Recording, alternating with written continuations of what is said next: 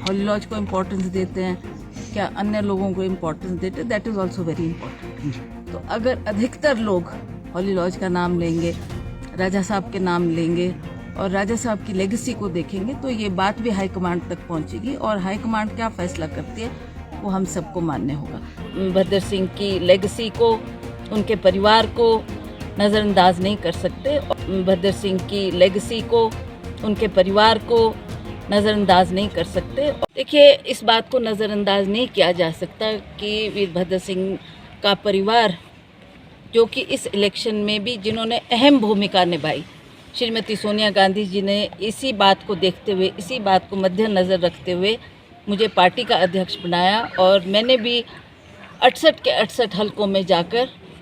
Congress party के लिए प्रचार किया है और उनको बल देने के लिए, उनको मजबूती देने के लिए जो मेरे से संभव हुआ मैंने कार्य किया। तो इस बात को ध्यान में रखते हुए आप वीरभद्र सिंह की लेगेसी को,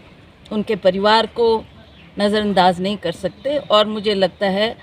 कि आने वाले चुनाव में भी जितने भी हमारे कैंडिडेट्स जो जीत कर आएंगे उनका भी यही मानना है और अंततः ये बात हाईकमांड के समक्ष रखी जाएगी और हाईकमांड भी इन बातों को बड़ी गहराई से देखेगी, सोचेगी और ये उन्होंने तय करना है कि किसको उन्होंने आगे लाना है और किस चेहरे को वो महत्व देते हैं। क्या ये सब देने की बात कांग्रेस पार्टी ने की है और मुझे लगता है कि एक बहुत बड़ा मुद्दा था जिसको बार बार बीजेपी के पास भी ये लोग जाते रहे, पर इन्होंने इस बात को नज़रअंदाज किया। जिन्होंने अपना जीवन का अधिकतर समय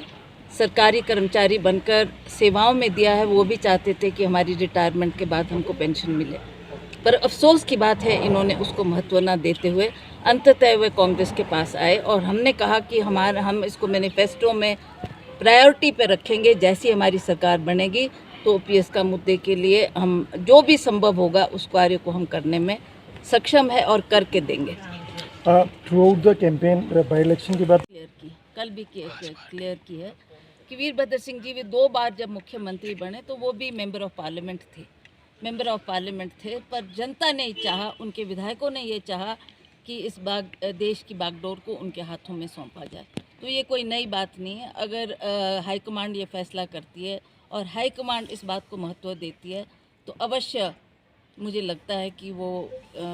इस निर्णय पर आएंगे और जितने भी हमारे विधायक दल हैं उनका क्या कहना है, उनका क्या मानना है, वो किसको समर्थन देते हैं, किसका साथ देते हैं, ये बहुत महत्वपूर्ण बात है जिसको शायद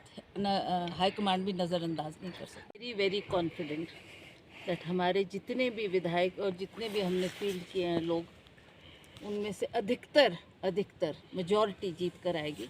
और हम अवश्य सरकार बनाने जा रहे हैं, इसमें कोई दो राय नहीं है। उसके मैं कारण भी आपको बता देती हूँ कि क्या कारण रहे। कांग्रेस पार्टी ने सदा हिमाचल प्रदेश का विकास किया है। जब तक राजा वीरभद्र सिंह जी थे उन्होंने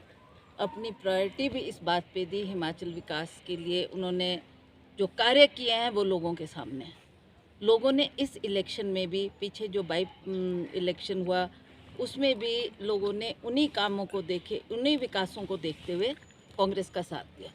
और लोग ये चाहते हैं कि कहीं ना कहीं हम वीरभद्र सिंह जी के कार्यों का एक एहसान चुकाना चाहते हैं। तो इस वजह से उन्होंने पिछले उपचुनाव में भी हमारा साथ दिया और मुझे पूर्ण विश्वास है कि इस चुनाव में भी कांग्रेस को समर्थन मिलेगा, जनता को समर्थन मिलेगा। आप देखें, वीरभद्र सिंह जी का चेहरा ही मुख्यतः आगे रखा गया और लोगों ने उनके चेहरे को देख के, उनके विकास के कार्य को देख, why not, they will closely watch की what is happening and they will give due importance to people who are elected and उनका क्या व्यू पॉइंट है और क्या वो चाहते हैं, क्या प्रदेश की जनता चाहती है, उसको महत्व दिया जाएगा। बीजेपी का देंगे, कोई धड़ा नहीं होगा, कोई ग्रुप नहीं होगा, कोई आपस में हमारी कोई मतभेद नहीं है। हम बैठेंगे एंड विल डिसाइड। ठीक है, इसमें बहुत से लोग हैं जो चाहते हैं कि हमारी कोई जिम्मेवारी दी जाए, बट अंततः इस बात को देखा जाएगा कि मेजॉरिटी ऑफ एमएलएज जो इलेक्ट होकर आएंगे उनका क्या कहना है, उनका क्या मानना है और उनकी बात को सुनते हुए, उसको इम्पोर्टेंस देते हुए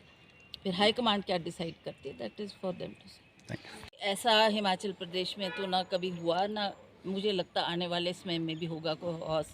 ट्रेडिंग की बात यहाँ पर नहीं होने जा रही और ना ही किसी को पैसे से खरीदा जा सकता है। और प्रदेशों की मुझे नहीं पता कि क्या हालात थे, क्या परिस्थिति बनी और कैसे उन्होंने तोड़ मरोड़ के सरकारें बनाई। पर जहाँ तक हिमाचल प्रदेश की बात है, आप सब जानते हैं हिमाचल प्रदेश के लोग